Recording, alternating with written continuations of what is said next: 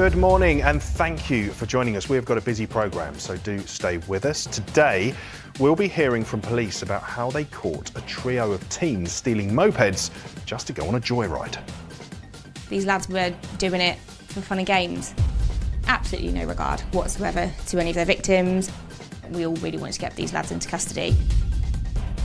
We're in Stoke-on-Trent to hear from a charity supporting young people who've been affected by knife crime. So far, the charities helps thousands of young people. Our aim is to show them that they're part of a bigger community that's going to make sure that they feel safe and they feel supported, always. Also, the Met Police need help with an investigation into a sexual assault against a child. And we'll be joined by a charity advocating for families who've lived through fatal domestic abuse. As always, police and our team are ready to take your calls today, so do get in touch. You can use the QR code below. Just hover your phone's camera over the code and follow the link. Or call us on 08000 468 999. Give us a text on 63399. Start with the word crime, leave a space, then write your message. Or email us at cwl@bbc.co.uk. First this morning, in a case that was woefully underreported at the time, in 2023, 48-year-old Fiona Home was murdered by her partner. Today, police want to find out where her remains are so her family can grieve her properly. Just to warn you, this film contains some upsetting scenes. I have a picture in my bedroom of my mum. I see it every day and I just think, I need to know where you are. When I read the name, I got goosebumps on my arms because I knew that he had murdered another woman.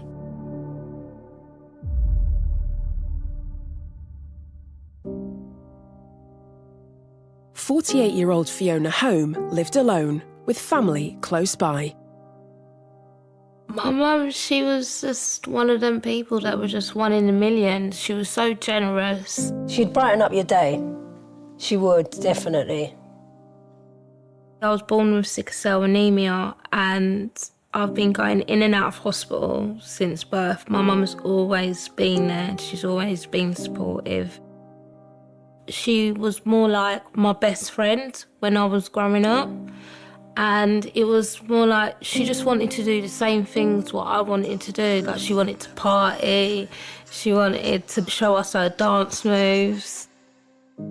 She thought she was the best dancer in the world. I think she was about 35 when she got diagnosed with autism, ADHD. She's basically got a mind of a 15-year-old. She was too trusting. She didn't see danger, she didn't see bad in anyone. She was very vulnerable and a lot of people did take advantage of her. In January 2023, Fiona had told her family she'd started a relationship with a man in his 60s. My sister said to me she was going to some man's house she just met. So I was like, well, let me talk to him, because I didn't want to go into someone I didn't know. I spoke to him, he was kind of rude on the phone.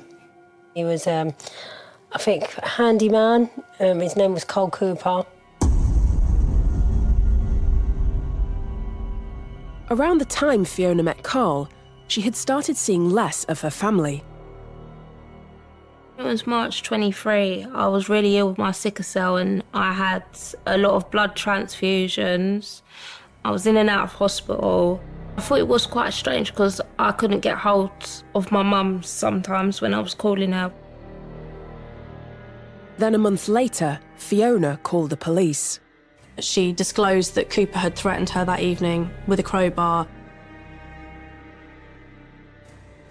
And she also told officers that he'd previously stabbed her in the arm with a screwdriver at her home address a few weeks before.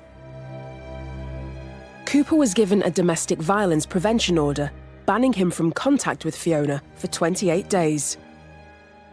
Then a few months later, police were called a second time. On the 29th of June 2023, Fiona was reported missing by her social worker. The social worker called me and asked if I've spoken to Fiona. She was trying to get hold of her. She said she went to her place, no one was there. She's been ringing her phone, no answer. So I said, right, I'm going to go and have a look for her. I went to my mum's house to see if she was there or if anyone in Blackheath knew where she was. Everybody said they haven't seen her for about a month. Then I went in the kitchen. Something just said to me, put out the bed sheets in the washing machine, and it actually had all mould on it. Fiona clearly hadn't been home for some time, so Elise and Savannah decided to visit Carl Cooper's house to see if she was there. When we arrived at Carl Cooper's house, all of his windows were painted white. So my partner scraped it and we looked in and it just looked like a cluttered house. We was calling Fiona. Yeah. We were shouting for Fiona, because really we thought that he was keeping her against her will. The house was empty, so they reluctantly left. But when Fiona didn't call her mum on her birthday, Elise and her brother decided to visit Carl Cooper's house again. We noticed a man with a van on Coles Drive. And we asked the van driver if we could look in the back of his van. I noticed my sister's furry jacket. When the man gave it to me, it smelt of my sister and I was just sick. I was physically sick. I just knew then there's something bad's happened to her.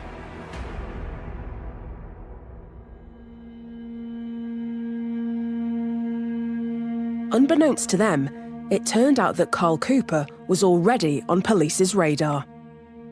In February 2022, we began a murder investigation of a woman who died in her flat in Woolwich. The body of a 41-year-old woman called Naomi Hunt had been found by her neighbour. She'd been stabbed multiple times. Looking at Naomi's life, we knew that she'd been in contact with a man, and that man's name was Carl Cooper. We know from previous police reports that Naomi had made against Carl that he was jealous and possessive. She'd reported him previously for stalking her and turning up at her address unannounced and refusing to leave. The case against Carl Cooper was very difficult for us because we didn't have any forensic evidence to suggest that he was involved in Naomi's murder. We had no witnesses. He himself had been interviewed and said, yes, he was there, but he left and she was still alive. And it was difficult for us at that time to prove that he was the person responsible, and we didn't have sufficient evidence to take the case to the Crown Prosecution Service.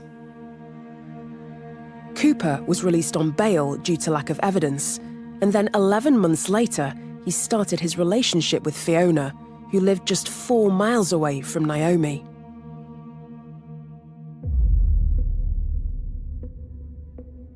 When DCI Kate Blackburn heard about the disappearance of Fiona Home and that she'd been in a relationship with the chief suspect in a murder case, she acted immediately. We'd been investigating Naomi's murder at that point for about 14 months, and I got goosebumps on my arms when I read Carl Cooper's name because I knew that he had murdered another woman.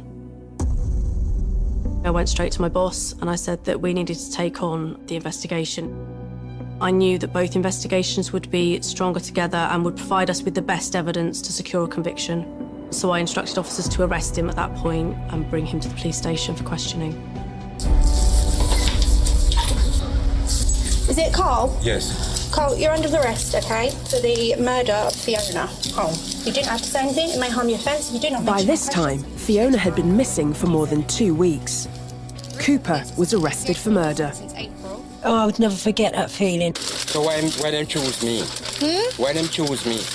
Well, because obviously... They brought us to the police station and said they've arrested him on suspicion of murder.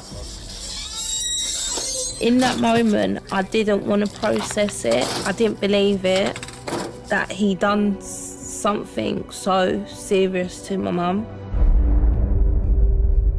With Cooper in custody, DCI Blackburn and her team needed to track Fiona's last known movements. We conducted extensive witness inquiries and CCTV inquiries and found footage of Fiona in Verdant Lane on the 20th of June 2023 at about 9:30 at night. This was very close to Carl Cooper's house. Cooper said, I saw Fiona that night, we went to the shop, we went back to my house, but she left by dawn. But they had a huge breakthrough when they viewed some body-worn footage a fellow officer had taken in Cooper's living room 3 months earlier. That showed a very different living room to the living room that we were faced with. There was a corner sofa, the TV was working, there was a glass coffee table, there was a rug on the floor, there was space to sit down on the sofa, and it was very much a livable, usable room. However, when we attended in June 2023, that wasn't the case. The front windows had been painted white, which appeared to be quite odd. You could see that the living room had been completely stripped out of wallpaper, the curtains had been cut, and it was no longer a usable room and had been filled with junk from the rest of the house. There was a corner sofa that used to be in the living room at Carl Cooper's flat. 2/3 of that had been removed and taken to a waste disposal site. And we could see that the sofa, which was a white pleather material, looked like the covering had been ripped from that sofa. Police suspected Cooper had the sofa disposed of to hide crucial evidence.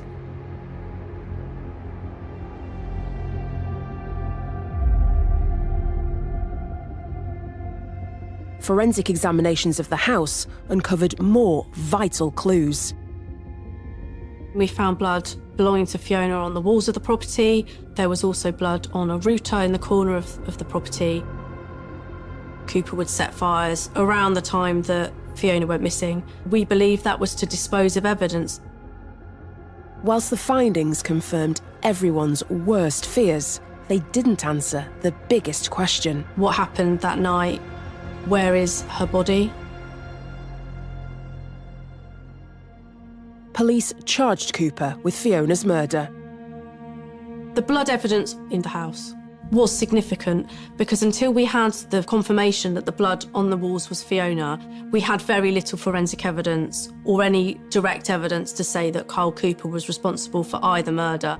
In June 2024, Carl Cooper was found guilty of the murders of Fiona and Naomi.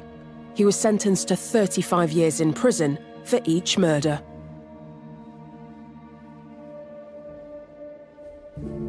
We all just started crying. And then I had to make the call to my mum. Yeah, that was hard. Because you're happy, but you're not. How can you be happy about that?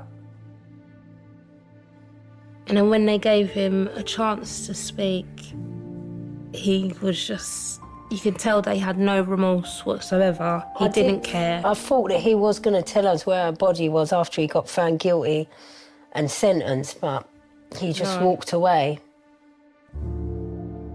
The family just want to lay Fiona to rest, and so the police investigation continues to try and find her body. She's out there on her own. We don't know where she is. She's just... It's horrible. Most of us are not sleeping, not eating properly. My nan's always waiting by the phone, waiting for a phone call to say that they found my mum's body. You can't move on because we can't say goodbye to her properly. We can't grieve properly either. The thought of never laying my mum to rest, there's no words for it, to be honest with you. I just can't explain it. It's just so horrible and so upsetting because my mum doesn't deserve it.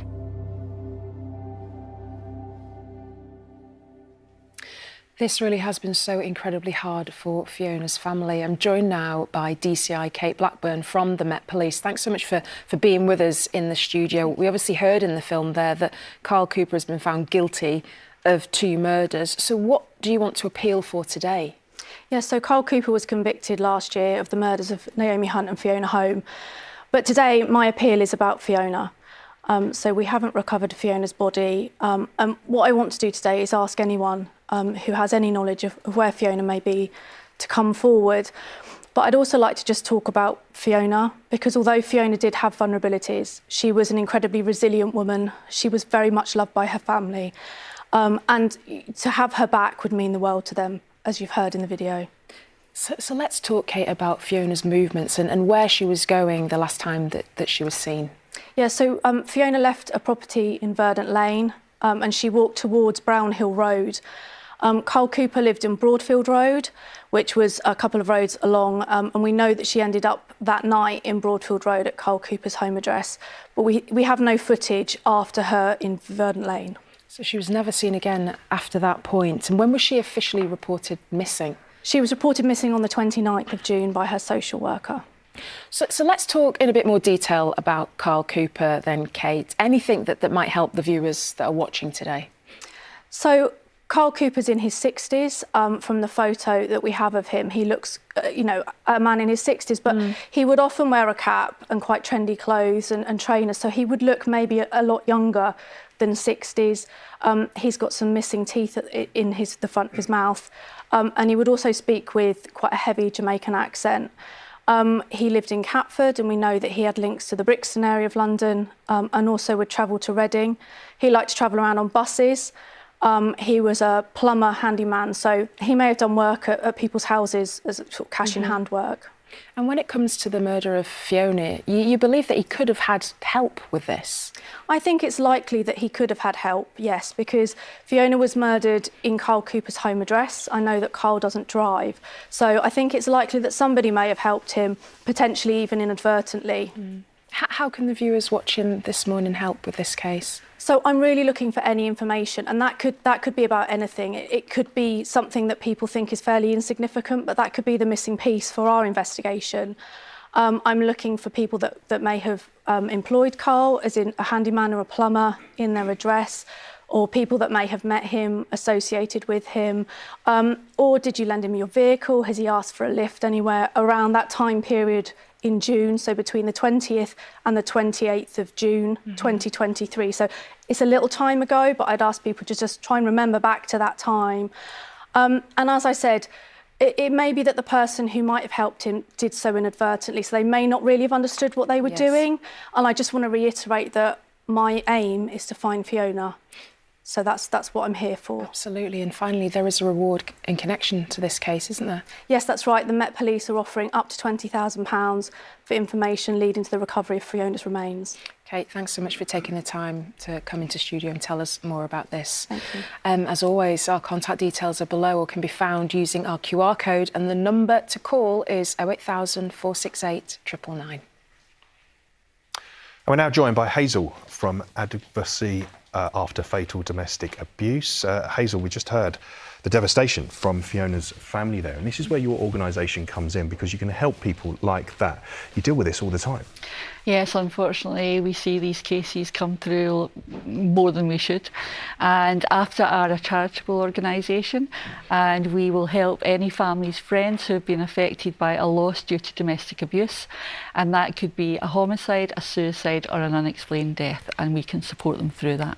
Yeah, such important work to do. So how do you actually do that? How can you support people going through such unimaginable pain as Fiona's family are?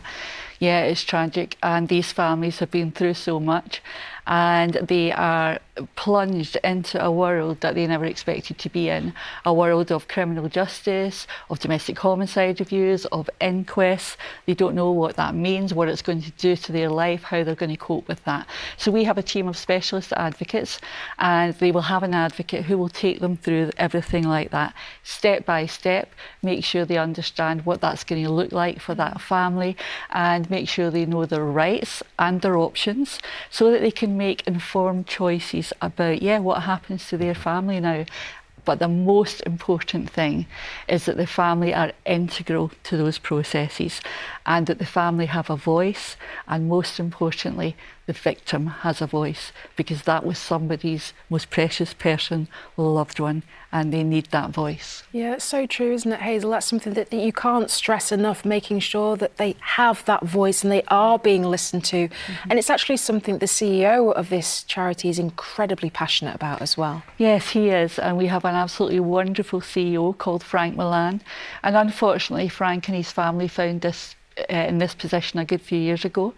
His sister Julia and his nephew Will were killed by her estranged husband, and Frank found himself in that world. They didn't feel there was a lot of support, and certainly didn't feel at times that their voice was heard or their loved ones' voices were heard. So he set up AFTA, And since then, AFTA have helped hundreds of families to cope with these processes, to cope what's coming at them, and to have some support alongside them during that. Really is such important work. And something you touched on earlier, Hazel, actually. It's not just domestic homicides that you can help families with, is it? There's other types of death that you can really help them out. Yes. Recently, in the last few years, we've seen a very significant increase in the number of suicide cases that are coming through to AFTA. And these are people who have been abused, and because of that abuse, they have taken their own life. Because as we know, it greatly affects your mental health. It takes you to a place where you don't think you've got anywhere to go, you don't know what to do, you don't think you'll ever get out of it. And they end their life. And the important thing there as well is there is a crime behind them taking their life. There is abuse, there is coercive control. So it's really important that those families get the support around that to try and get acknowledgement of what's happened to their loved one. And finally, Hazel, if anybody is watching this and has been affected by this, how can they reach out? OK, so come to AFTA on our website, afta.org.uk. We have lots of information on there about the type of support and what we do. We also have a help phone number on there and a help email address on there, so you can use any of them to get in touch with us, and we will chat with you about what we can do for you to help you. It's just such important work you do, so that's brilliant. And I'll tell you what we're going to do, Hazel, we're going to make sure we put a link on our website with all that information. Wonderful, as that's well. Fantastic. Thank you. Thanks. Thank you. Now, the teenagers in our next film went on a stealing spree for their own amusement. Little did they know it was the police that would end up having the last laugh. These lads were doing it for fun and games, carrying a knife and stabbing people to take their things so they could video themselves for social media. Absolutely no regard whatsoever to any of their victims. We all really wanted to get these lads into custody. 1-6, both vehicles are stopped. One's off and running. In January 2022, a violent gang of moped thieves went on a 2-day crime spree across Peterborough. Their target, fast food delivery riders. So the first attack took place on the 8th of January, around 5:30 in the evening. The victim had just been to a fast food restaurant to pick up his order. Whilst he was attempting to deliver that order, the two suspects stepped out in front of the moped. One of them brandished a knife towards the victim's chest. Give us the bike, man. Come on, take it. Get over there. Understandably, fearing for his life, got off his moped, and the two suspects jumped onto it and proceeded to drive away. The shaken delivery driver called the police. When the stolen moped was found later set alight, police suspected it had been used in a joyride. It very much was a case of, we're going to take your moped and there's no real reason behind it. The following evening, at around 6:30, another delivery rider was dropping off a pizza less than a mile from the first robbery. The three approach the victim on his moped, and at that point, one of them produces what's described as a large-handled green kitchen knife and brandishes that in his direction and says, "Give me the scooter." At that point, the victim tries to get away, but he's pushed off his moped. They take that and they disappear. 40 minutes later, the gang struck again. Now with 2 stolen mopeds, the suspects rode around the city recklessly. The suspects were picked up on CCTV, driving on pedestrian areas, going the wrong way round on main roads, generally causing havoc. The gang then approached a 4th delivery rider. Grab it. Go, man. Without any further warning, the suspect stabs the victim in the left thigh. He gets off his bike and at that point runs, understandably petrified. The suspects follow him, but because he's got a newer moped, the keys go a further distance away from the bike and it cuts the engine. The suspects left empty-handed before attempting 2 more robberies that evening. At this point, obviously, we realised that a fairly prompt police response was needed. a police helicopter was deployed to search for the gang. And at 8:47, they were spotted. Pass 16, we're on the scene. Contact with those 2 mopeds. We ended up managing to pick up the suspects using the thermal imaging cameras. They're now off-road. They've taken to the footpath behind Wilton Close. At that stage, they are just driving around Peterborough, down residential streets, down small wooded footpaths, in any attempt to get away.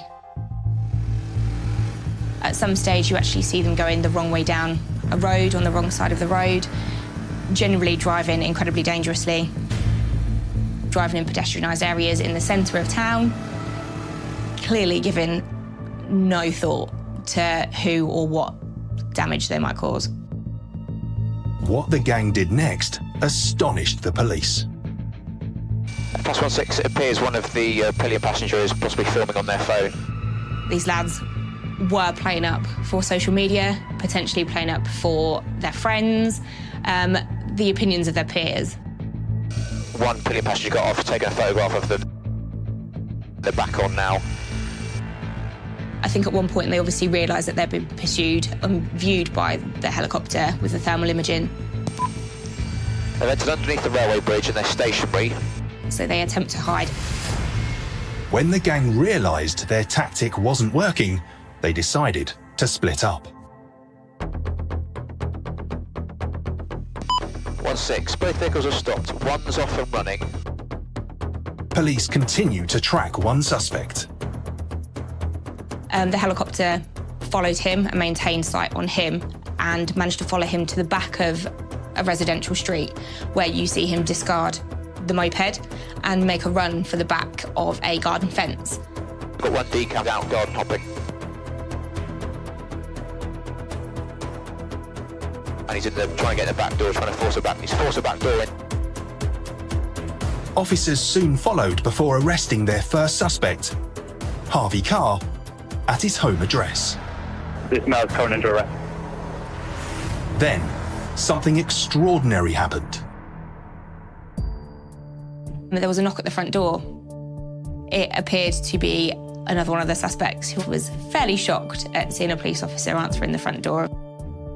He claimed he'd knocked on the door to ask for directions, but police weren't convinced. Hey, boss, can I come in quickly? There's a man at the front. Go officers with him.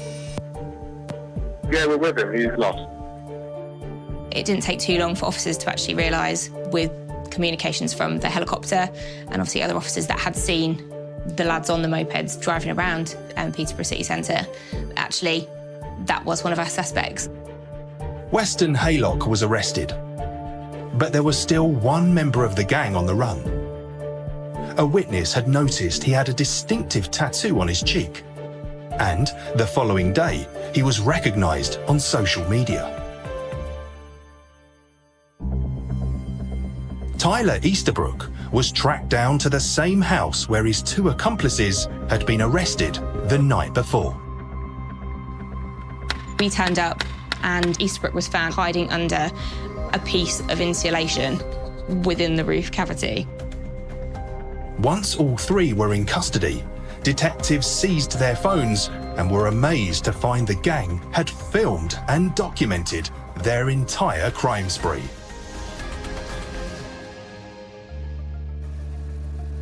We saw countless videos from various social media platforms that the 3 lads had made during the course of that evening, showing them setting fire to the mopeds, revving the mopeds that they'd stolen.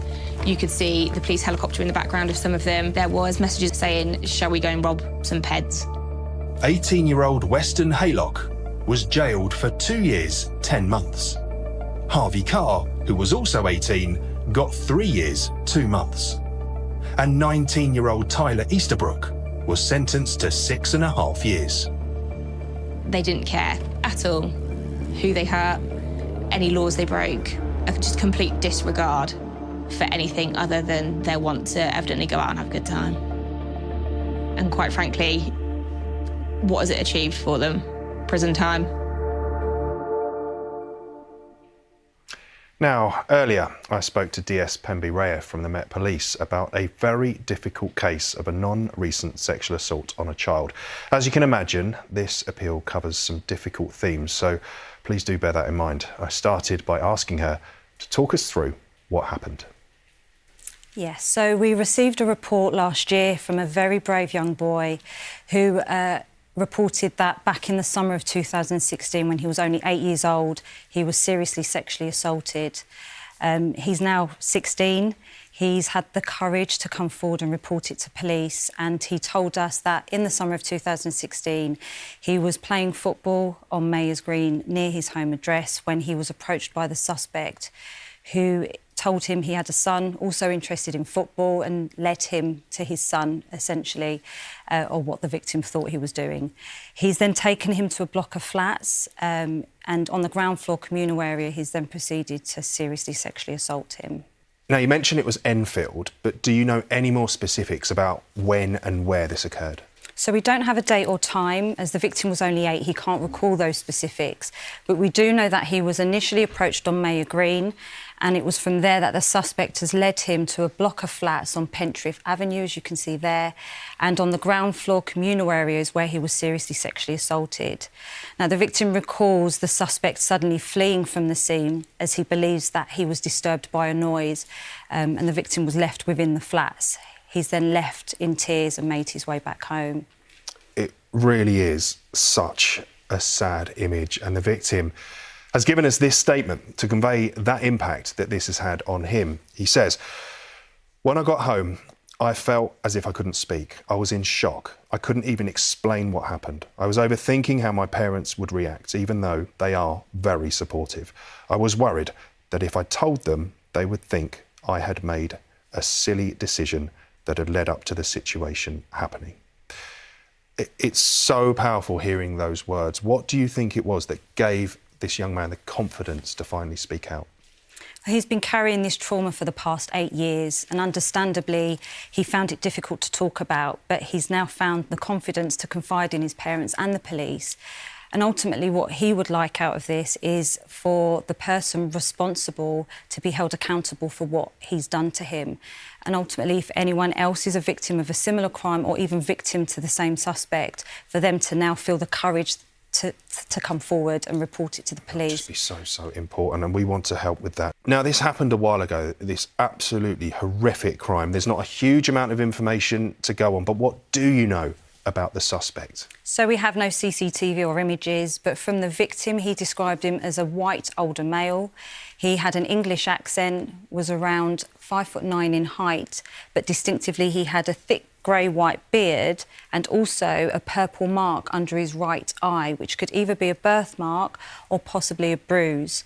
So that should really stand out about the suspect. And also, he mentioned something about the boots as well, which may be a clue. Yeah, it may be a clue in terms of what work he does or what he's doing in the area, but that's quite distinctive What he as well. described as big, heavy-duty black boots. And as you say, that distinctive mark under his eye could be a bruise, could be a birthmark, but he certainly remembered that, didn't he? Now, this sounds difficult to solve, but we can and do get results from cases like this. Who do you want to hear from today?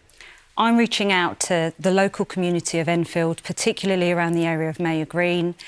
It was a busy summer, 2016. Rio Olympics were on. Leicester City had just won their first Premier League in history. So that may jog your memory in terms of when it was. If anyone can recall seeing this man, he did have a distinctive bruise or birthmark under his eye. You may know who he is. He may be local to the community. He may have done something similar to you or your child. If you do have any further information, we would encourage you to come forward with anything that you've got. Thank you. If you know something about this awful case, no matter how small or irrelevant you think it might be, please do get in touch. All the ways to contact us are on the screen below. And if you are affected by any of the issues discussed here, then please visit Action Line, where you can find more information and contacts who can offer support. Time now to visit a diner with a difference and hear how a charity set up to tackle knife crime is helping young people onto a more positive path. Volunteering most definitely saved my life. If I hadn't gone into the voluntary sector, I'd probably be in prison or be dead. Grew up in Tower Hamlets. At the age of 13, my parents divorced and I moved to Hackney, and life was very different. I was angry because I didn't want my parents to divorce, of course. I was angry because I moved away from all my friends and everything that I knew, and this anger was inside of me that I didn't know how to control.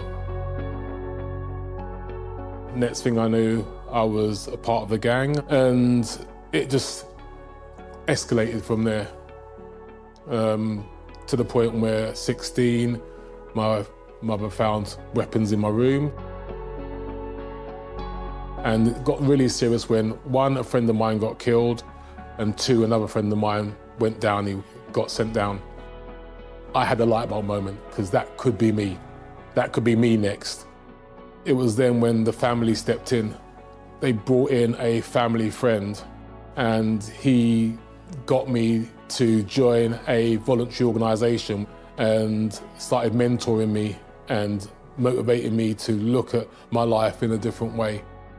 By having something other than the gang to look forward to, it made me rethink my direction.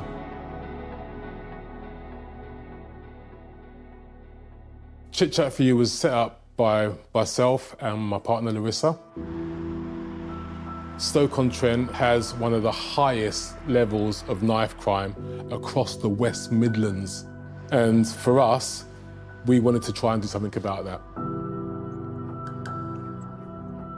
So we started to put on activities and projects to work with young people and their families and help them and provide them with mentoring and support that's going to help them take another direction. Like it says, it's in the name, Chit Chat, somewhere where they can talk about everything that they need. I've got a family member that was involved in county lines. There was an involvement in drugs delivering. It was quite deep, scary. There was lots of services involved, but there wasn't really much support for me. And somewhere like this, Chit Chat would have been absolutely amazing for me to come and offload, share my experience, realise that I wasn't the only one, and realising that it wasn't my fault. So I'm just so glad it's up and running now. If you guys stay in the diner with Jay, and then you guys can get all the tasters done, at the end of the day we'll come back and we'll have a debrief of how the day's gone. Last year in August we opened the Chit Chat For You Retro Gaming Diner. The purpose of the diner is to create youth work experience for young people. We teach them life skills, we teach them how to run their own business. They learn how to cook with the chefs. Dip it in the sauce all the way in, make sure all the chicken is coated, and then you just place it back on the tray. Something that they can be really, really proud of. And we want to teach them skills, we want to give them an alternative. We as staff, we don't get paid. We're all volunteers, so every penny that we make from the diner gets fed back into the charity.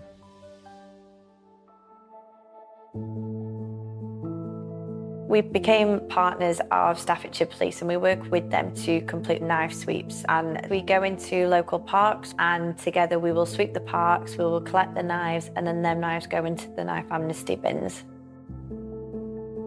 It's a massive thing. What we want to do is build relationships between young people and police. At the minute, young people have got a very negative view of police, and we really want to change that. We brought the Control the Bleed kits in, and there's one in each town. We do train people on how to use the kits, and they're used to stop the bleeds until the ambulance comes. That in turn saves a life, and even if we save one, we've done our job. Next, we're building some new youth mentors. And this is a project where we're getting young people we've worked with in the past, and we're training them up now to have them become youth mentors. Before I got involved in Chit Chat For You, I was involved in a lot of crime and around a lot of no good people. Selling drugs, gang crime, violence. Started at a young age, really. And then it led to me getting stabbed, led to me going in jail. So Chit Chat For You helped me load. It kind of mentored me and made me realise that I could help people that has been in my predicament and to get them off the road. I've been there, I've done it, so I can help them, educate them and mentor them into a positive lifestyle role. So far, the charities helps thousands of young people. Our aim is to show them that they're part of a bigger community, a supportive community that's going to make sure that they feel safe and they feel supported always. Great work there. Now we just have time for today's Wanted Faces. First, have you seen Ali, or Ali Alexander Gillen? He's been recalled to prison after breaching the strict conditions of his licence. He's 31, 5'11", and described as having a medium build and short brown hair. Police say he has connections to Milton Keynes in Buckinghamshire and also areas around Bristol. Or how about Daniel Challoner? Although he calls himself Danny and sometimes uses the surname Chan, he has also been recalled to prison after breaching the strict conditions related to his release. Also 31, he has a crescent-shaped scar on the right side of his chin, a Liverpudlian accent and links to Worcester and also Cheshire. Next, we have Zuhair Khalid Nasrat, although he goes by the name Lockman. Police in Manchester want to speak to him about alleged involvement in the conspiracy to supply Class A drugs. He's 27, with links to the Hume, Rusholme, Ardwick and Gorton areas of Manchester. And last is Jack Hunter, though he also uses the name Jack Byrne. He's been recalled to prison where he was serving an 11-year sentence for a series of aggravated burglaries. Now, this is an old photo of him, so he will look a little bit different now, but police say he's known in the St Helens area of Merseyside, as well as to Cheshire and Worcester, but they also say he may have left the country and possibly travelled to Spain. Please do get in touch if you know where any of these might be. Our contact details are on your screen down by the clock. Thank you for watching. Today you can catch us on iPlayer, remember, for up to 30 days after broadcast. And if you have been affected by the subjects raised today, help is available at BBC Action Line. Tomorrow, a homophobic gang go on the rampage. Over the course of 10 months, the men conspired, planned and committed robberies across Birmingham, resulting in over £100,000 being stolen. They committed appalling crimes that would have a lifelong impact on the victims. We will see you for that and more tomorrow morning, same time, 10:45. Bye for now. See you then.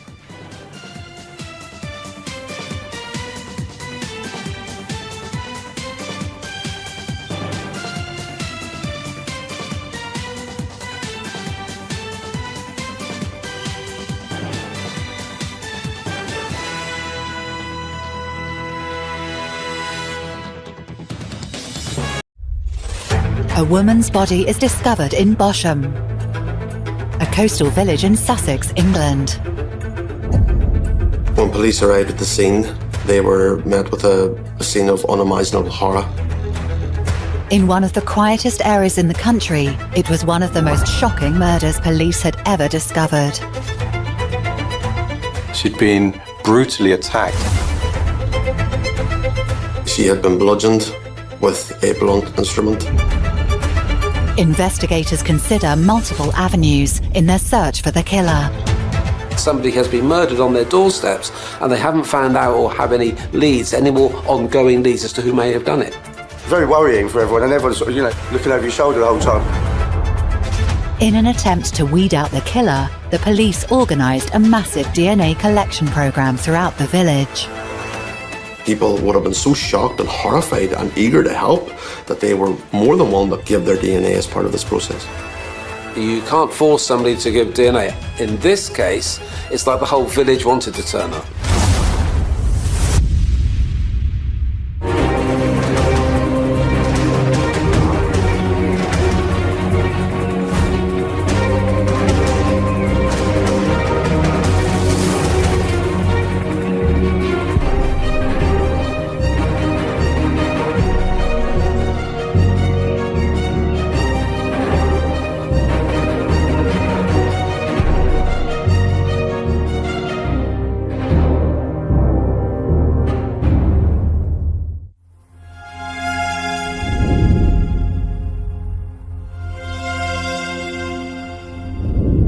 Bosham is a picturesque village on the southern coast of England in West Sussex, located about 3 miles south of Chichester and 5 miles from the English Channel.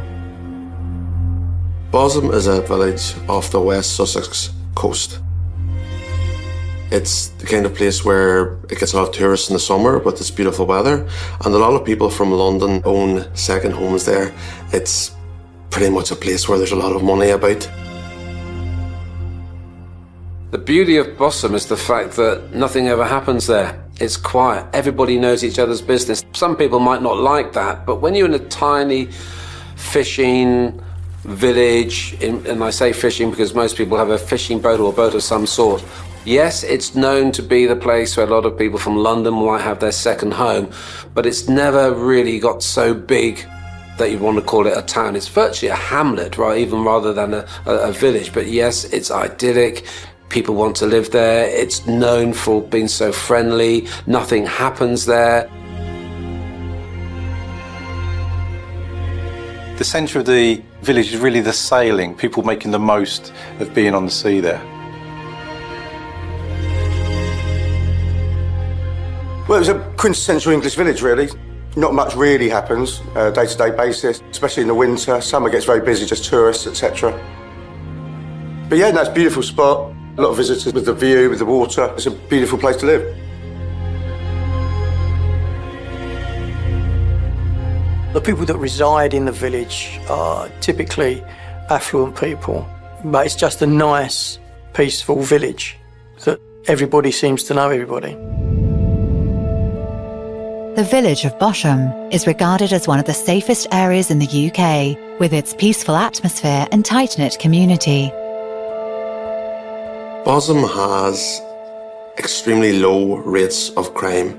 In fact, at one stage, 6 months went by without a single crime being recorded.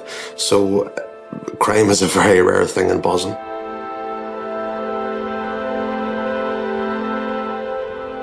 It's the kind of place where crime literally doesn't happen.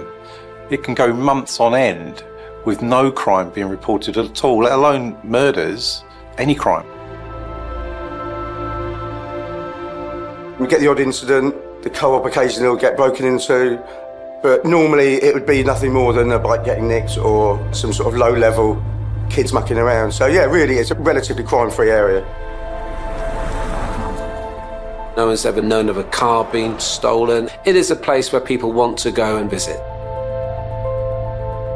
But the peace of the quiet village is shattered just days after Christmas in 2013.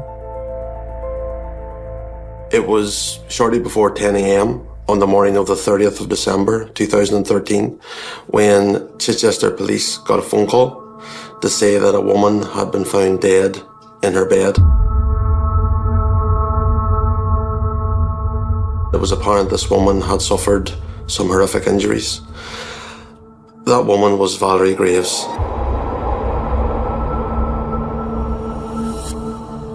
When police arrived at the scene, they were met with a scene of unimaginable horror. This poor woman was found in her bed. She had been bludgeoned with a blunt instrument, basically. And police straight away started a murder investigation. Investigators begin their murder inquiry by looking into the personal life of the victim. Valerie Graves was originally from London. She got married to a man called Roy, who she met at a local pub. He was playing in a rock band, and Roy would later comment that Valerie never lost her childlike innocence and her childlike love of the world and of people. She had 2 children, Tim and Jemima, who didn't live in the village but lived in London. She was very much loved, very well thought of and very popular, and by all accounts a very nice person. She had went to Scotland where she undertook a degree in textiles and design at the Heriot Watt University in Edinburgh. She studied that in 2007. She lived in the Jedburgh area of Scotland, and after 10 years living in that town, she then made her way down south back to England to help care for her elderly mother. After her university experience, she opened a craft studio in Jedburgh where she was working as an artist. Valerie was a mother, a grandmother, and close to her family.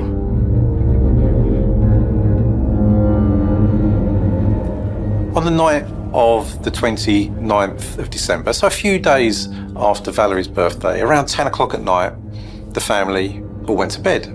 And Valerie was staying on the ground floor, whereas the rest of the family were upstairs. On the following morning, on the 30th of December, Valerie's sister and her partner came down. Nigel went to the shops, and Jan noticed that the door to Valerie's bedroom was open. And she didn't really think an awful lot of it because she thought that maybe Valerie had gone to look after her mum and just forgotten to close it. And what she discovered was that Valerie had been attacked. When the sister went in, and she actually went into the room and called out. She just actually couldn't work out why Valerie wasn't responding to her calling her name. Saw her legs out of the duvet, felt her and realised she was actually very, very cold. Straight away thought something's happened here, and then made the horrific discovery. She'd been brutally attacked, and she could see that by the amount of blood that was around Valerie's face and head. So she immediately called 999. They couldn't actually work out how many times she'd actually been hit around the head. But again, with this scene, what's unusual is because there would have been a lot of blood, but there was no blood outside the bedroom.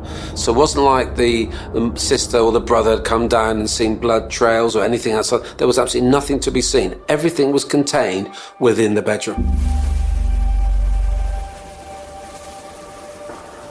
So they would have had to have closed the crime scene down and very tactfully got the family out of there in order that the scene can be preserved, that a cordon officer could be put on the front and nobody allowed into that premises unless they had to be there. Before they even thought about moving Valerie's body, those forensic investigators, the crimes and scenes officers, would have to ensure that any potential evidence on her body is recovered, meaning they take swabs. They're making sure that if there is any DNA, hairs on there, whatever it could be, linking Valerie and the suspect, that can't be lost before the body's moved. Now, that can mean that the body will be there for a number of hours, but that's the only way to do it. In a situation like this, the police arrive, they cordon off the crime scene. They will send in the forensic investigators to gather as much forensic evidence they can. They'll try and collect any physical evidence from the crime scene. The police will then start looking for any other exhibits that may be relevant to the murder, in this case, a murder weapon. They will interview any witnesses. In this case, it would be Valerie's family who were in the house at the time.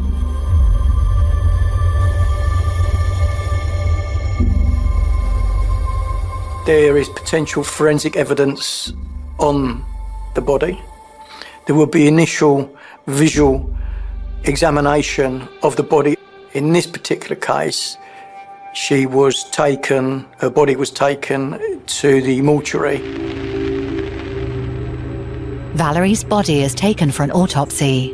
Detectives are hoping it will provide more details about her final moments. A special post-mortem would now take place of Valerie's body, an examination to establish a number of things. First off, how did Valerie die? What caused her death? But they'd also be looking at questions like, what were the circumstances around it? Are the injuries on Valerie's body able to give us an indication of what may have gone on? And it was examining these injuries that the forensic pathologist was starting to build up a picture of Valerie's last moments. From looking at the injuries to her head, he was able to establish that in actual fact it was a hammer that was used to bludgeon Valerie. But what they also established is that she had defensive injuries, the sorts of injuries that you get when you put your hands up instinctively to stop the blows, be it from a hammer, from a knife or anything, coming at you. And it's these injuries that they will be looking for to indicate that actually When this attack happened, Valerie was awake, she was conscious, she was trying to defend herself, which for me makes it even more chilling because you start to think about the fear that she would have gone through in those last moments. During the post-mortem examination, it would be what they call a forensic post-mortem, and that would be not only looking for the cause of death, but also what was used to cause the death. In this particular case, the pathologist determined that the blunt trauma injuries were caused by the round head of a claw hammer. It was determined that she was killed around midnight. There would be a number of factors that they would look at. The pathologist would look at the decomposition of the body. There's certain procedures that happen to bodies which they go through after they've died. The pathologist will be able to look at these and recognise these features and will be able to sometimes determine a time of death. Though the post-mortem has been completed, police continue to sift through crucial clues in hopes of uncovering the truth. As the investigation deepens, the search for the killer remains in full swing.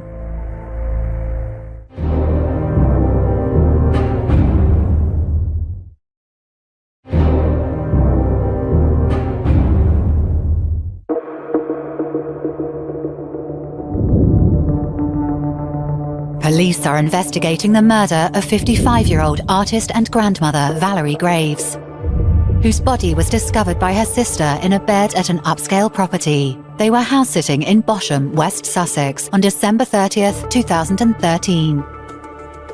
The investigation is now underway, and the news of the horrific murder spreads quickly in this small village, where crime is extremely rare. A community like Bosham, like any other sort of seaside small village, knows that during the winter it is just them, and there'll be an element of people that might arrive during the summer. But during the winter time, which is very important, and we're talking about December, so it's Christmas time, literally the people just there would have been the locals, the people that live there. So to hear that there's been a murder, or even somebody being assaulted, but a murder in a place like that, that's unheard of. That is a definite, it doesn't happen here, not here. It was a particularly violent crime, but the actual sort of severity of it, at the time, we weren't aware of, just quite how bad it was, because it was dreadful. The whispers was that it was a burglary gone wrong, or no one really knew, but it was just seemed such an extreme reaction. Everyone was sort of saying, well, if it's a burglary gone wrong, why didn't whoever it was just leg it? You've got to sit down with the community, you've got to say, well, look, we don't believe you're in any danger. We don't believe you've got a serial killer out here. They're going to have this belief. It's going to be very hard for some people to even to sleep at night. It's going to be very hard for them to actually go back to their normal life, because they've gone from having no police cars ever visiting them apart from the local Bobby who might say good morning to you, to actually having the scenes of crime with all these police cars, everything's happening. And then everybody leaves. But they're left there. Somebody has been murdered on their doorsteps and they haven't found out or have any leads, any more ongoing leads as to who may have done it. The police initially would have looked at a number of different theories as to what happened. They're trying to build up as big a picture as possible. They were aware that Valerie was there with her family. They had to keep an open mind. They had to think, was there an argument between Valerie and a member of her family the night before? Did things get out of hand, resulting in Valerie's death? Having completed the post-mortem and learning of the violent nature in which Valerie was killed, police discover something that they feel may be a serious breakthrough in the case. Well, days after the murder, the police got their first lucky break. And it was a search that took place around 600 metres away from the property. They found a red claw hammer, 16-inch claw hammer. And it was found in a water-filled lane which had been filled with water due to the recent flooding. And after 600 metres of inch by inch, hands and knees, searching the areas that the killer may have fled, they found a hammer. A hammer was in an indentation to the side of the road, submerged in some water. Each day that passes, the opportunity to get forensic evidence diminishes.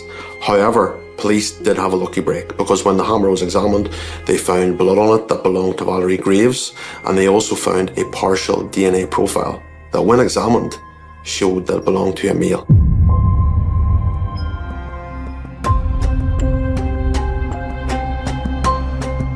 So they were able then to obviously bag that up, send it in to be examined, and of course what was found was, one, the DNA from Valerie, so therefore they know they've now got the murder weapon, but two, they also found the DNA, but albeit what's called partial DNA, which means it can be useful but it cannot be used in evidence. So they knew they had the murder weapon, which is something now they can start on.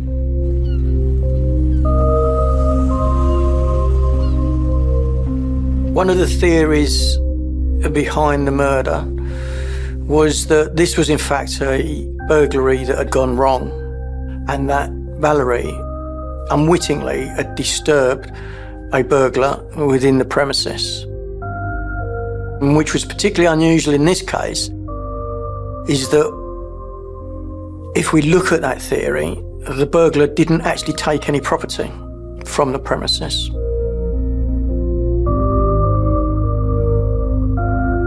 The police didn't come up with an awful lot of information going door to door. A lot of people didn't see or hear anything, and a lot of people didn't have a lot of information about their neighbours. They were described as people who just kept themselves to themselves, quite a private people. So the police didn't get a lot of useful information from that exercise. The police initially obviously would have kept an open mind, and they would have been speaking to Valerie's family members who were in the house at that time. And it became apparent to the police that there were no crocodile tears here. This was a genuinely devastated family who loved Valerie, and they were being very open and honest with their movements the night before and the morning when the murder was discovered.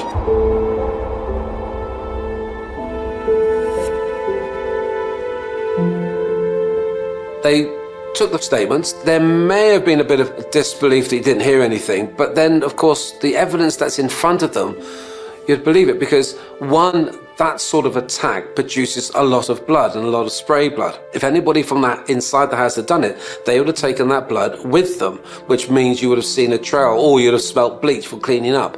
There was none of this. So there was at this stage absolutely no reason to disbelieve anything that her sister's partner, or her mother said. Police also knew that Valerie Graves was not actually meant to be there, that she was only house sitting, that she didn't own the house, and ordinarily she wouldn't have been there that night. She was house sitting as a favour to the Chamberlain family. So the police had to also consider the possibility, were the Chamberlain family the targets of this murderous attack? Police did look into the Chamberlain family and spoke to them, and they were obviously able to assert that they were in Costa Rica, where they were meant to be at the time of the murder. And in speaking to them, they didn't find anything that stood out as to why they themselves would be targeted. A local reporter, however, did discover that Malcolm Chamberlain had potentially used the house as something to feature on a swingers website, that it was a place that sex parties could be held and things like that. Police were considering, was the killer someone who had been to the property at one of these sex parties and had cased the joint out and then returned at a later date. Strangers or other people may be aware of that property. So you're starting to eliminate individuals, and that will also speed up the possibility of discovering who actually committed the crime.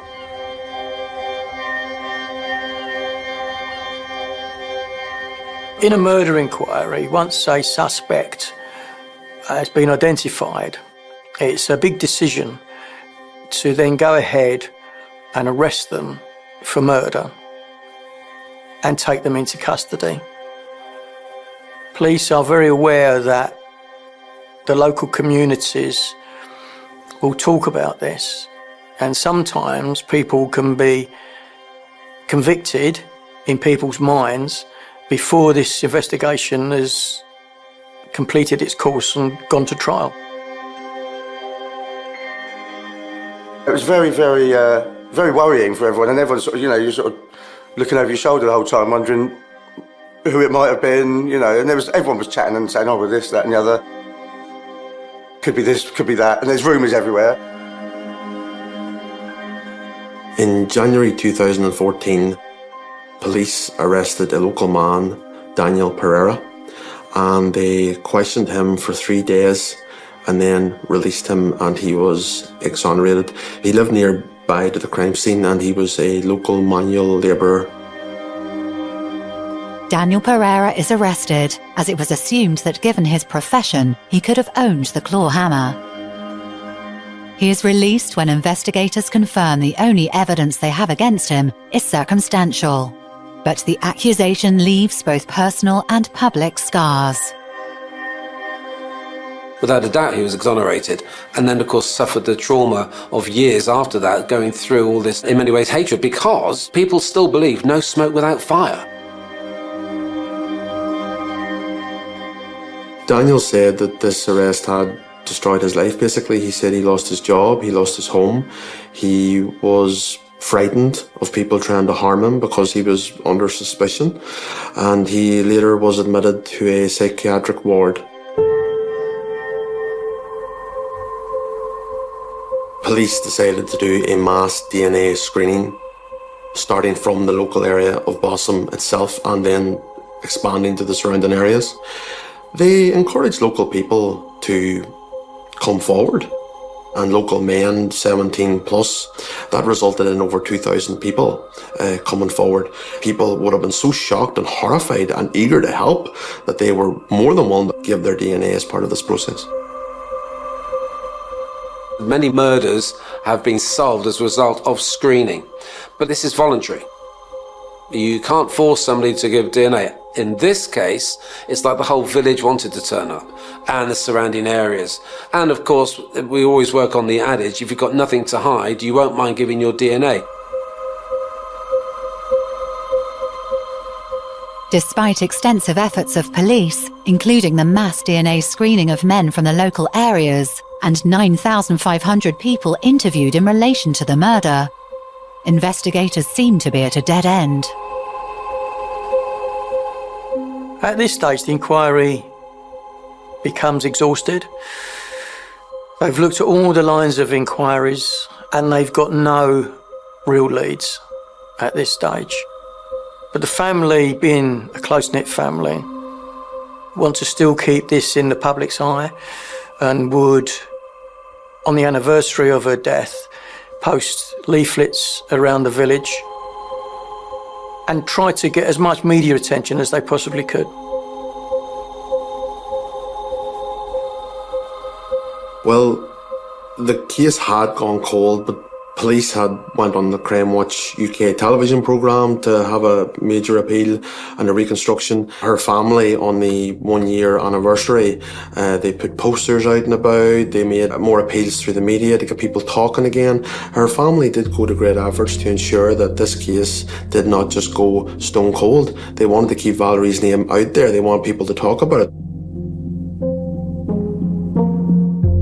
In September 2018, the murder investigation team receive some luck. They receive a telephone call. You'll always say in any investigation you need a bit of luck. And that can be a witness, that can be a bit of DNA, that can be a fingerprint, that could be absolutely anything. And in this case, in many ways, it wasn't luck. It's because it was wow. It was like a wow factor. Has this really occurred?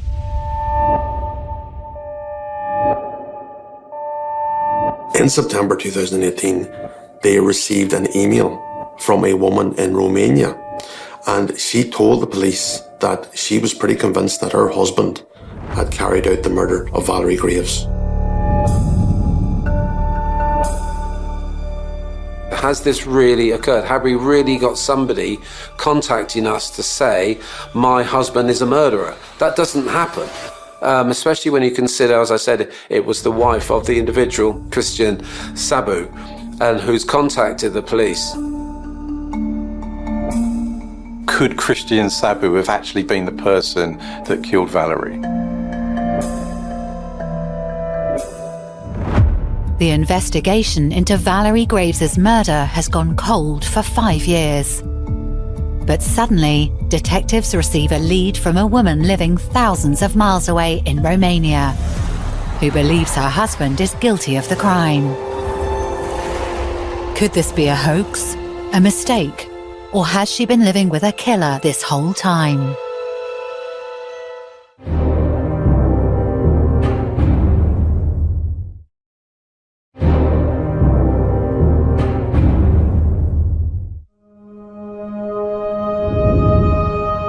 In 2018, Sussex Police reopened the investigation into the 2013 murder of 55-year-old artist Valerie Graves, who died by blunt force trauma at the hands of an intruder at a property she was house-sitting in Bosham, a coastal village near Chichester. The gruesome discovery was made by her sister on December 30th, 2013. But despite investigators' best efforts, the case went cold.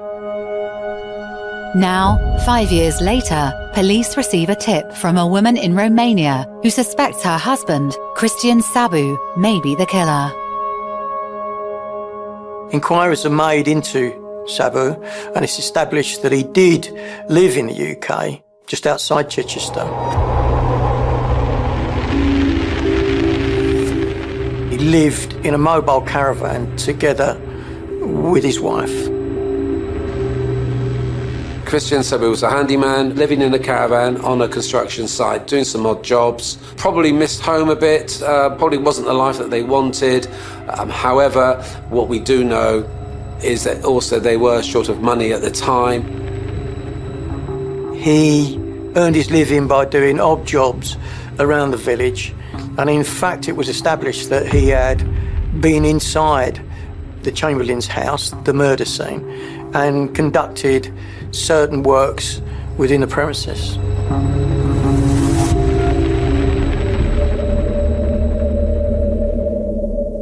Well, what was he doing at this time? And what they were able to establish that, yes, he was living in the Bosham area, not actually that far from the scene of the crime. Christian Sabu's wife became concerned when she found alarming searches on his internet history and decided to confront him about it. She realised that a number of weeks after the murder, they left the area and they eventually went back to Romania. They had a family and they lived a pretty normal life. But she realised that he was continuously going on his computer and using Google search to look up the murder of Valerie Graves.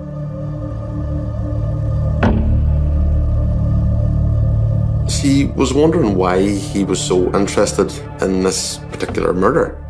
And obviously she was aware of it because they had lived not far from where it happened, when it happened. She then noticed that he looked at a photograph as part of the articles. The photograph was of the murder weapon, the red claw hammer.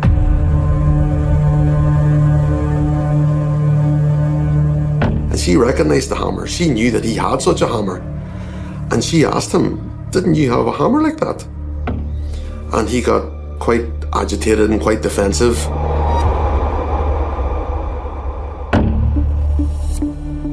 But eventually, he confessed to her what he had done and that he had killed Valerie Graves.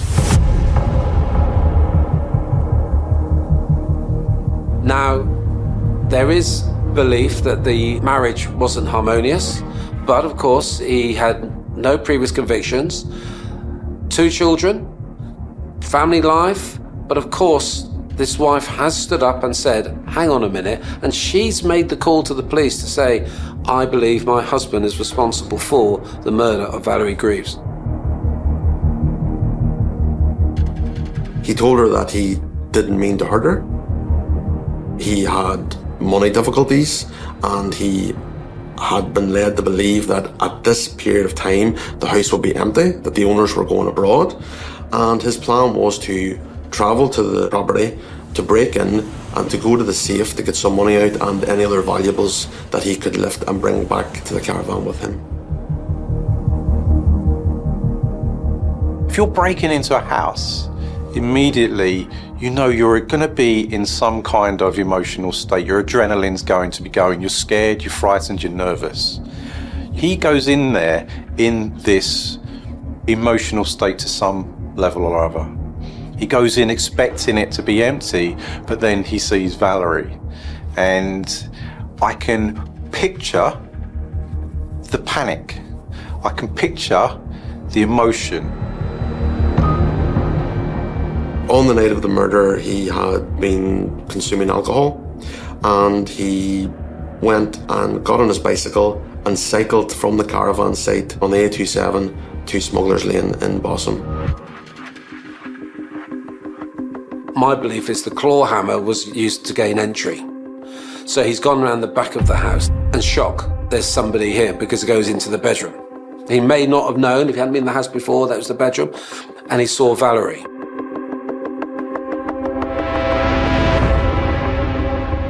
He would have left the house after his ferocious attack on Valerie.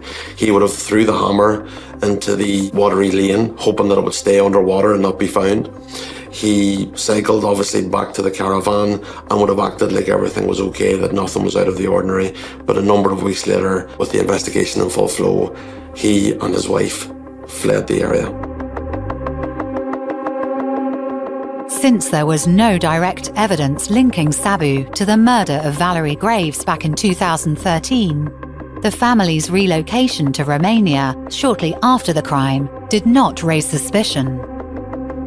But now, after his wife's admission, investigators must gather forensic evidence to connect him to the crime. To actually be able to have him arrested, you need a European arrest warrant. However much they want to believe the wife saying that my husband did that isn't enough, they've got to do something else. Now you've got another wow factor comes into this. This isn't luck, this is incredible. The fact that they know they've got this partial DNA which they've kept. They cannot request his, he can say no to it. So they turn around to Mrs. Sabu and say, look, we need some assistance here. We totally accept what you say, but to be able to act on it and to be able to give him perhaps the help that he needs, then I think we need some DNA. The information that Sabu's wife was giving the police in the UK, if he was here, would have been enough for them to arrest him.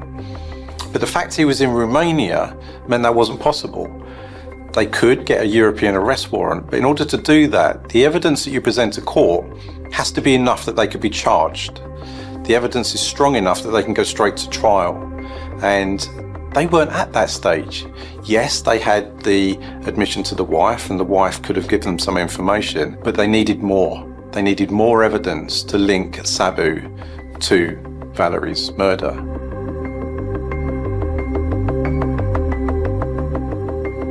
When they did inquiries with the Romanian authorities, his DNA wasn't on their database, so they needed to obtain a sample of the DNA. And so, with consent of the wife, they obtained DNA from the two children.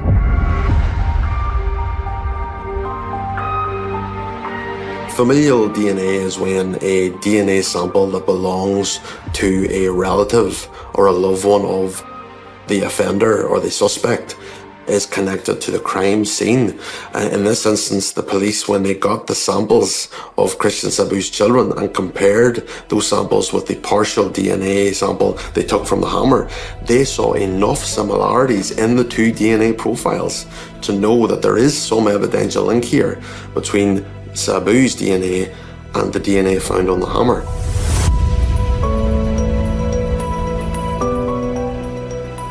Scientists were able to say, yes, this partial match is a relation of those two children, meaning that combined with the evidence that was given to them from the wife was enough for them to be able to go to the Crown Prosecution Service and say, we have enough evidence to charge. They say yes. They can then go to the court, get a European arrest warrant and get him extradited back to the UK. July 10th, 2019, Sabu is arrested in his home in Romania.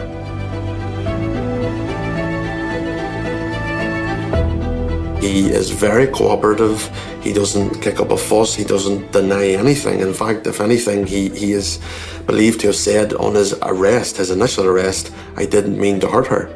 And he is then extradited to the United Kingdom and questioned by British detectives. Sabu may have told Romanian police upon his arrest that he killed Valerie Graves, but didn't intend to hurt her. But now, on British soil, it is time for him to confess what really happened that night and face the victim's family in court.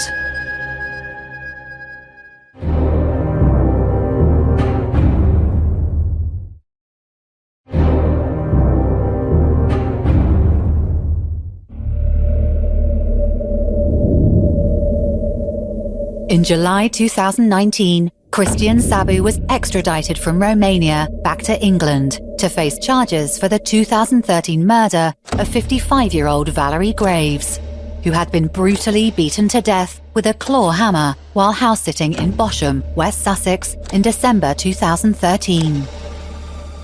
The investigation took a critical turn when Sabu's wife contacted police after discovering incriminating evidence in his internet search history. Investigators then matched Sabu's DNA to the sample recovered from the crime scene. Now in custody in the UK, it is time for questioning.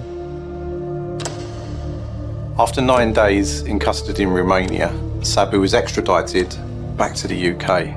And it's here he's charged with Valerie's murder.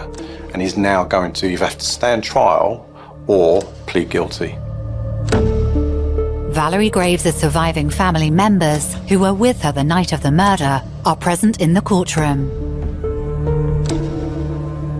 He stands up in court and tells his version of events. He maintains that he didn't mean to hurt her. He said that he was startled when he discovered she was there. He said he had been drinking alcohol, and he said he had money troubles, and his intention was purely to burgle the property.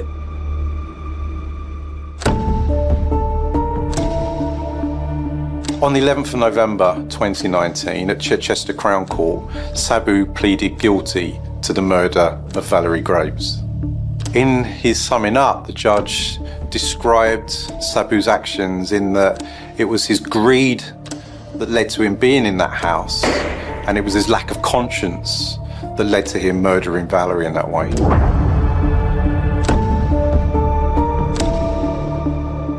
In the UK, there's only one sentence for a conviction of murder, and that's life imprisonment. But in UK, life generally doesn't mean life. Minimum tariff will be set by the judge.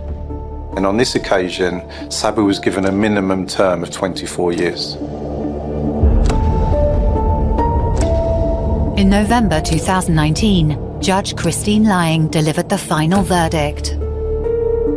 The sentencing is an emotional moment for the family of Valerie Graves, who, in the wake of her death, had to endure years without answers as to who killed their loved one and why. He was described as someone that was very quiet. Obviously, he was being translated when he was being spoken to by detectives and meeting with his defence team in England. But even his translators were saying this is quite a quiet, calm, cool man, a very normal individual. There was nothing out of the ordinary with him, and yet he did such an extraordinary, evil thing. He goes to courts. He goes from Brighton Magistrates Court to Lewes Crown Court, where he's pleaded guilty, and he is sentenced to life and to serve a minimum of 23 years. Now that means he's going to be in his mid-50s when he's out. Now that, to me, is no age. Should he stay for longer? Should he actually do life? Well, that will be debated by many, many people. But I think in this case, had he not pleaded to murder, I think he possibly would have been found guilty of manslaughter rather than murder. That's my own opinion. But when you consider that I think the hammer was taken to actually not be used as a weapon but to gain entry, and the fact that I think Had he been assessed, there would have been an element of not really remembering what he'd actually done. The family were obviously relieved that Valerie's killer had been caught. But I think they were in great sorrow that they had lost a much loved mother, sister and grandmother. And Valerie's mother sadly never got to see the day her killer was convicted in court. Although Valerie Graves' murder has finally been solved, the case has had a lasting impact on the tight-knit community of Bosham.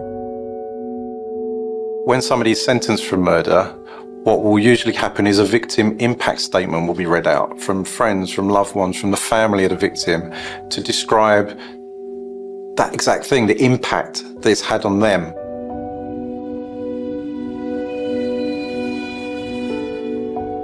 What Valerie's family describe is the turmoil, the pain they'd been through for those 5 or 6 years leading up to the conviction, and the fact that they'd had their mother, their grandmother, one of the anchors in their life, taken away from them.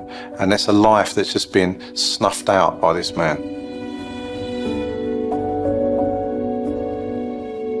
Valerie Greaves was in the wrong place at the wrong time. That is so sad. And then for the police to be able to say, right, where are we with this? Is it the family? Is it someone from the village? Is it a stranger? Is it a burglar? There was so much, but they didn't have the evidence at that stage. It's quite ironic for Bosham, as the little village it is. It's known for the beauty, the idyllic place that it is, that you can go to retire, you can go for a second home, and you will enjoy your life in Bosham to the extent you don't need to lock your front door, because that was the safety that you had. It was the safety of numbers in the sense of the village people. You know each other, wonderful place to live.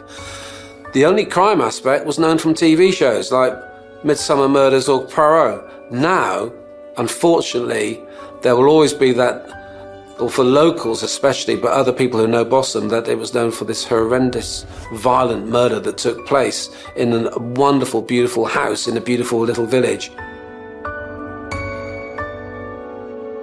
Even the most beautiful places that are full of light and tranquility and peace, unfortunately those places have that dark chapter of their history. And unfortunately with Bosham, the murder of Valerie Graves will be forever associated with it and will forever be part of its dark history. As an experienced murder investigator, when I look at the work that had been carried out by Sussex Police in convicting Sabu, I understand just how much they went through. The mass screening would have created a huge amount of work. The searching that went on in order to find the hammer, the amount of investigation that they did, I just take my hat off to them, because it was an outstanding investigation. As we know, her mother unfortunately was unable to even know the outcome of this. She passed away, and you grieve. Grief never disappears. There is an element of closure, because the 4 or 5 years in between before they actually came to understanding what had actually happened, you don't know. You want an answer. Everybody wants an answer of some sort, so they got an answer. That doesn't mean the grief disappears, because you still have lost a loved one. But they're able to get some sort of closure on the fact that they know what happened, in many ways why it happened, and who did it. But that closure will not mean closure from grief.